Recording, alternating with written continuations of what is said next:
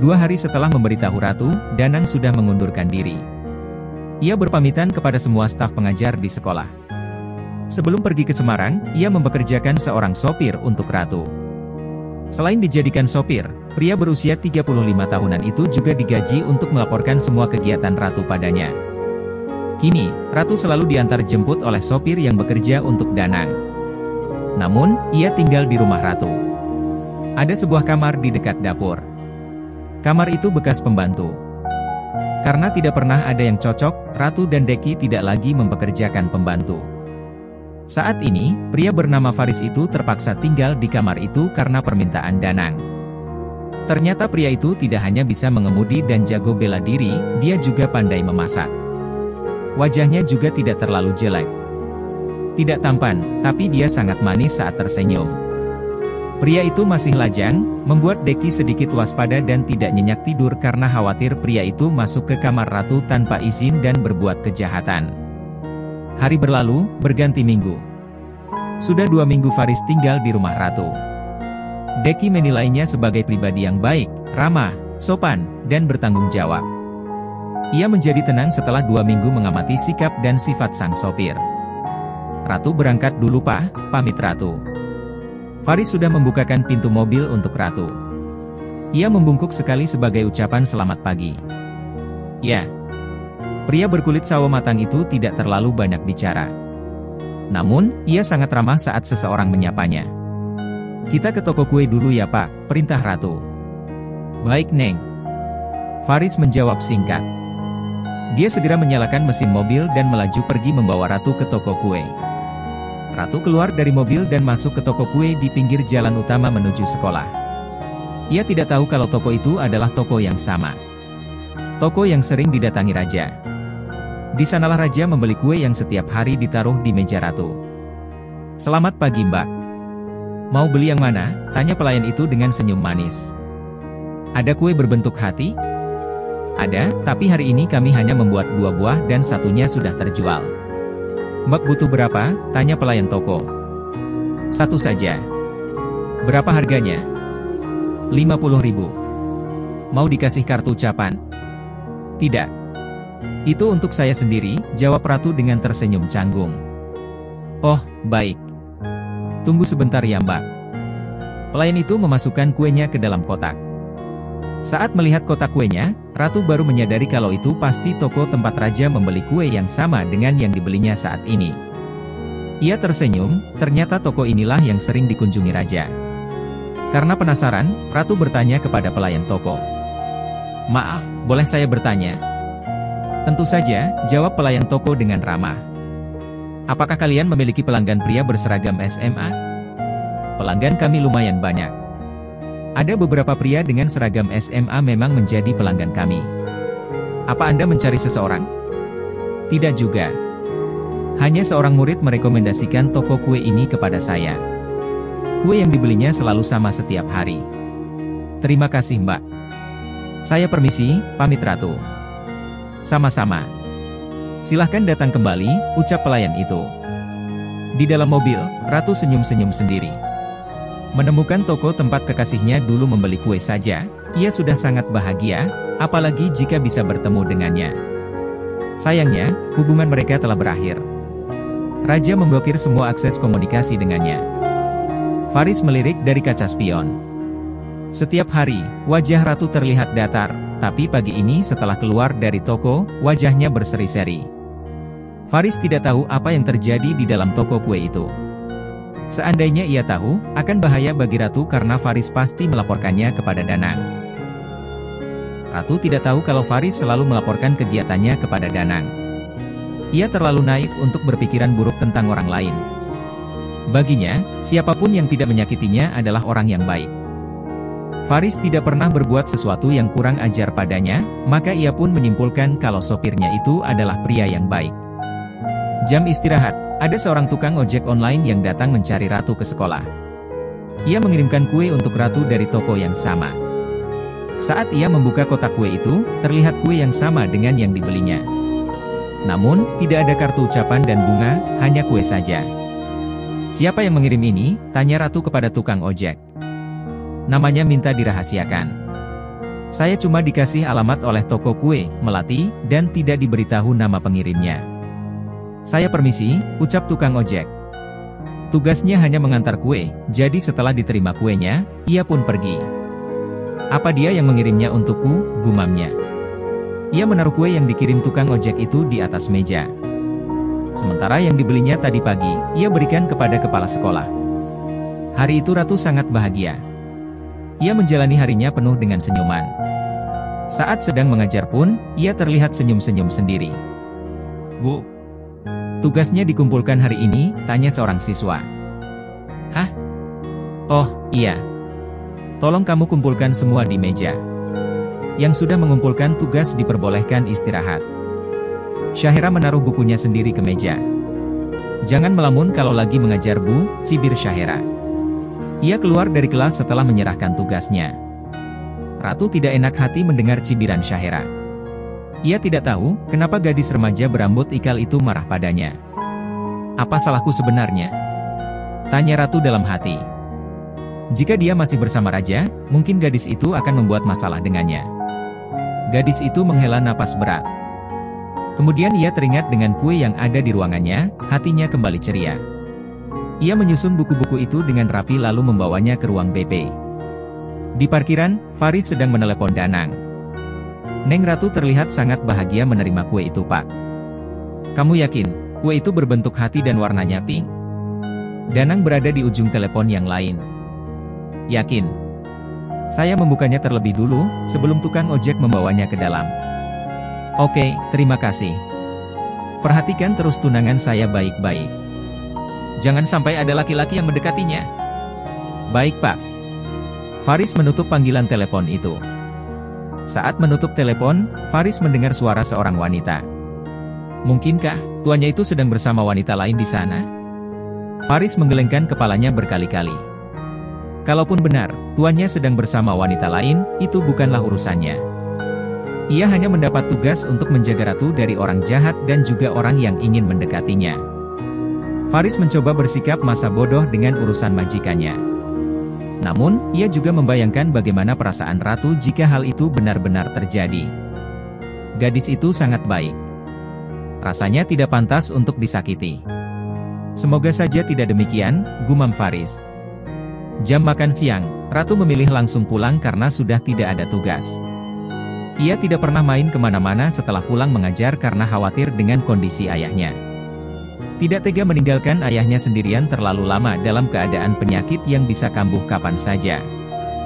Ratu bahkan sampai menyuruh ayahnya untuk selalu membawa ponsel, walaupun hanya pergi ke halaman atau ke kamar mandi. Syahira. Pria yang sudah membuat gadis itu mendengus kesal, berlari menghampirinya yang sedang menunggu sopir. Mau apa kamu? Tanya Syahira dengan sinis. Galak amat sih. Nanti cepet tua lo. Bodoh amat. Syahira segera pergi saat melihat mobilnya tiba. Namun, pria itu menarik tangannya. Sombong amat sih. Memang tidak kenal aku? Aku ini Kenandra Alka, model majalah remaja paling tampan, ucapnya dengan percaya diri. Tampan? Iya. Terkenal? Iya. Songong juga, iya.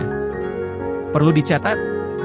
Aku tidak suka dengan laki-laki songong, sombong, narsisnya selangit, kayak kamu. Bye. Syahira menarik tangannya dan berlari masuk ke mobil. Pemuda itu tertarik dengan sikap angkuh gadis itu. Gue suka. Ken menyalakan mesin motor dan melaju pergi. Ia harus bertemu ayahnya. Masalah yang membuat ayahnya menculik Ratu, ia baru saja mengetahuinya dari beberapa anak yang saat itu melihat kejadiannya. Kenandra akan membuat perhitungan dengan ayahnya. Kenandra tidak pernah mengungkap siapa ayahnya karena pria itu terlalu memalukan untuk diakui. Ia lebih bangga dengan seorang ayah yang berprofesi sebagai pemulung daripada ayahnya yang memeras orang dan suka bermain perempuan. Setiap hari, ayahnya itu berganti perempuan. Tidak terhitung berapa ribu perempuan tunasusila yang naik ke ranjangnya. Selama beberapa tahun terakhir, ia semakin sering berganti wanita. Lebih parahnya, ia bahkan menculik guru dari sekolah tempat anaknya menuntut ilmu. Beruak! Kenandra menghajar anak buah ayahnya dan mendorongnya ke ruangan Alka, ayah Kenandra. Kamu sangat tidak sopan, bentak Alka. Jangan majeriku sopan santun. Kamu tidak pantas mengatakan hal semulia itu. Kenandra melepas helm dan membantingnya di depan Alka. Kamu menculik guruku karena aku tidak masuk di hari pertama sekolah. Apa kau tahu kenapa aku tidak masuk? Tidak kan? Aku membawa istrimu ke rumah sakit. Istrimu dan juga ibuku yang sangat aku sayangi. Kau tidak tahu kesalahan berada di pihak mana dan kau melampiaskan kemarahan dengan menculiknya, ucap Kenandra dengan emosi. Ia mengajar laki-laki yang waktu itu menculik Ratu. Ibumu sakit? Tidak usah berpura-pura kaget. Kau tahu dengan jelas kalau ibuku sakit, tapi kau meninggalkannya begitu saja dan mencari kepuasan nafsu bejatmu pada wanita-wanita malam. Aku peringatkan kau, jangan mengganggu Bu Ratu lagi atau aku akan benar-benar memutuskan hubungan denganmu. Brak! Pintu dibanting dengan kasar. Alka, dia adalah ayah kandung Ken.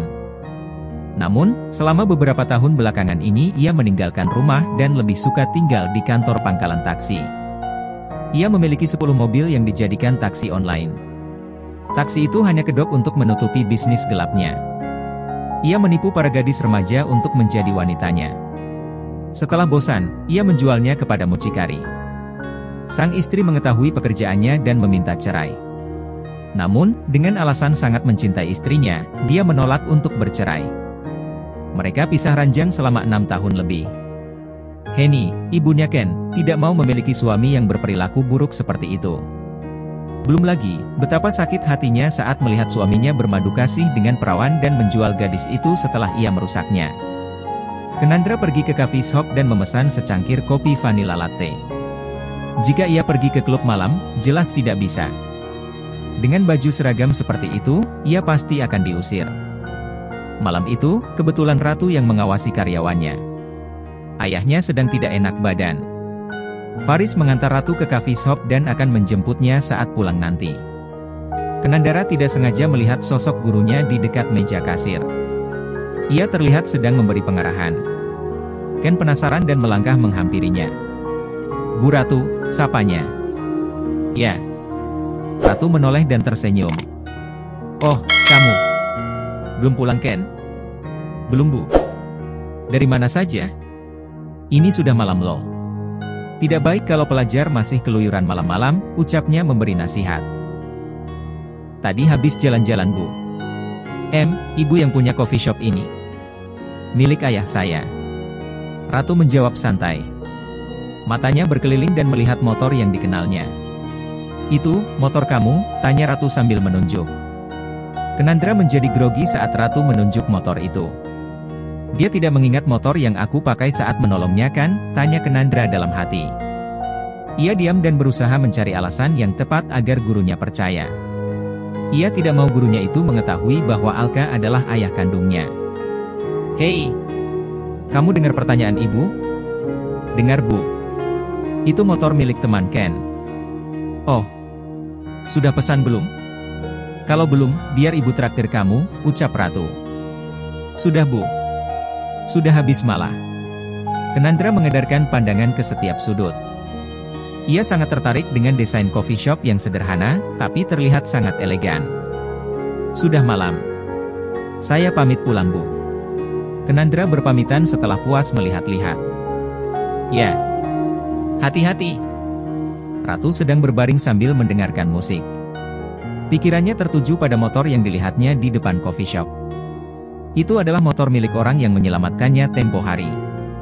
Ia ingin bertanya lebih lanjut, hanya saja ia takut disangka suka pada pemilik motor jika ia bertanya. Motor itu, kenapa bisa dipakai oleh Ken? Apa mungkin, mereka bersaudara? Ia bertanya-tanya. Ia memiliki janji kepada orang yang menolongnya. Janji, bahwa Ratu akan melakukan apapun yang diinginkan oleh pria misterius yang menolongnya. Tok tok tok. Masuk Pak. Ratu bangun dan duduk di tepi ranjang dengan kaki menjuntai ke lantai. Ia melihat ayahnya masuk dan melangkah dengan perlahan. Seakan-akan lantai itu adalah lapisan es tipis di atas sungai. Hati-hati sekali saat melangkah karena takut retak dan membuatnya terjatuh ke dalamnya. Kamu belum tidur? Belum Pak. Ada apa? Papa ingin bercerita. Cerita ini adalah kejujuran yang sejak dulu Papa dan Mama sembunyikan dari kamu sayang. Cerita apa, Pak? Sepertinya serius sekali. Papa bicara saja, ucap Ratu dengan rasa penasaran yang tinggi. Mungkin, kamu akan membenci Papa dan mendiang Mama. Tapi, Papa tidak mau membawa kebohongan sampai mati. Setelah Papa bercerita nanti, tolong jangan membenci Papa. Papa bicara apa sih? Ratu jadi semakin penasaran. Papa mau cerita apa? Sebenarnya, kamu bukanlah anak kandung kami. Jedwar. Seperti ada petir menyambar kepalanya. Ia tercengang, bagaimana mungkin? Ia berusaha tersenyum. Meski rasanya tidak mungkin, tapi Ratu menghafal sikap Deki. Antara berbicara serius dengan bercanda, Ratu bisa membedakan. Sikap Deki malam ini, bukanlah sikap orang yang sedang bercanda. Maksud, Papa apa? Deki mengambil sebuah foto yang terpajang di atas nakas. Ia menunjukkan foto itu kepada Ratu. Semakin lama, Ratu semakin tidak paham. Apa yang diinginkan oleh Deki dengan menunjukkan foto itu? Foto ini ada di dalam kantong celana olahraga saat kami menemukanmu. Mungkin, mereka adalah keluargamu, ucap Deki. Ia menyuruh Ratu untuk mengingat orang-orang yang ada di dalam foto tersebut. Namun, Ratu hanya menggeleng pasrah. Ia tidak bisa mengingat mereka.